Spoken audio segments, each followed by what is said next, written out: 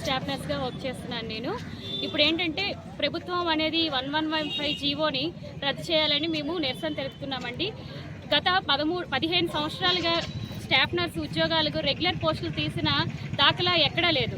ఎందుకంటే ప్రజలకి ఏ చిన్న సమస్య వచ్చినా ఆరోగ్యపరంగా ఫస్ట్ తొంగి చూసేది వైద్య ఆరోగ్య శాఖ వైపే. వైద్య ఆరోగ్య శాఖలో డాక్టర్స్ ఎటువంటి సేవనైతే అందిస్తారో దానికి సమానంగా అంతే నిబద్ధతో స్టాఫ్ నర్సులు కూడా పేషెంట్ సేవ చేయడంలో వెనుకంజ వేయకుండా ముందు వరుసలో ఉండి తమ సేవల్ని అందిస్తూ వచ్చాము. అలాంటిది వైద్య ఆరోగ్య శాఖలో గత 15 సంవత్సరాలుగా ఒక్క స్టాఫ్ నర్స్ ఉద్యోగం కూడా రెగ్యులర్ ప్రాతిపదికన తీయకపోవడం అనేది చాలా హేయమైన చర్య. దీనికి తోడు ఇప్పుడు ఏఎన్ఎంస్కి ఏదో ఇంటెన్సిఫైడ్ సర్వీస్ అని చెప్పి 2 సంవత్సరాల అంతంత మాత్రాన్ని సర్వీస్ని తీసుకొచ్చి వాళ్ళకి ప్రమోషన్స్ లేవు అని చెప్పి స్టాఫ్ నర్స్ క్యాడర్లోని ప్రమోషన్ ఇప్పిస్తాం అనేది చాలా బాధాకరమైన విషయం. ఏంటంటే ఇప్పుడు ఏదైనా సరే క్యాడర్లోన వాళ్ళకి తగ్గట్టు ప్రమోషన్ ఇవ్వడంలో వచ్చే నష్టమేమీ ఉండదు. ఇప్పుడు స్టాఫ్ నర్స్ అంటే హెడ్ సిస్టర్గా ప్రమోషన్ ఇవ్వచ్చు, హెడ్ సిస్టర్ని సూపరింటెండెంట్గా ప్రమోషన్ ఇవ్వచ్చు. అలాగే ఏఎన్ఎంస్ అంటే వాళ్ళకి పిహెచ్ఎల్ లెవెల్, సిహెచ్ఓ లెవెల్ ఉంటుంది.